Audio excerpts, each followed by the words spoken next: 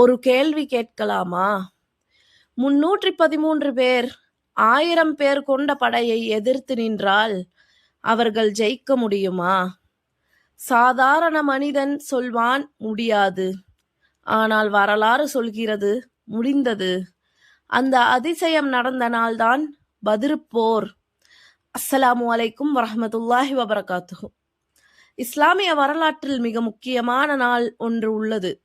அது ஹிஜ்ரியின் 2ஆம் ஆண்டு ரமலான் 17. பத்ர் போர் நடந்த நாள். அன்று நபி முஹம்மது ஸல்லல்லாஹு அலைஹி வஸல்லம் அவர்களுடன் இருந்த முஸ்லிம்கள் மொத்தம் 313 பேர் மட்டுமே. அவர்களிடம் இருந்த குதிரைகள் 2, ஒட்டகங்கள் சில மட்டுமே. ஆயுதங்களும் மிக குறைவு. ஆனால் எதிரில் இருந்த குறைஷ் படை 1000 பேர். அதிக ஆயுதங்கள், அதிக குதிரைகள், அதிக சக்தி. மனித கணக்கில் பார்த்தால் இந்த போரில் முஸ்லிம்களுக்கு வெற்றி கிடைப்பது சாத்தியமல்ல. ஆனால் நபி ஸல்லல்லாஹு அலைஹி வஸல்லம் அவர்கள் என்ன செய்தார்கள் தெரியுமா?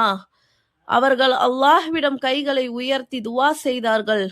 யா அல்லாஹ், இந்த சிறிய குழு தோற்றுவிட்டால் உன்னை பூமியில் வணங்க யாரும் இருக்க மாட்டார்கள்.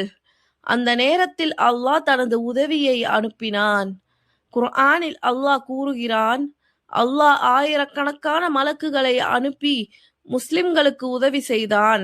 அந்த போரின் முடிவில் 313 பேர் கொண்ட சிறிய படை 1000 பேர் கொண்ட படையை வென்றது. இதுதான் பத்ர். இந்த போர் நமக்கு ஒரு பெரிய பாடம் சொல்கிறது. வெற்றி எப்போதும் எண்ணிக்கையால் வராது.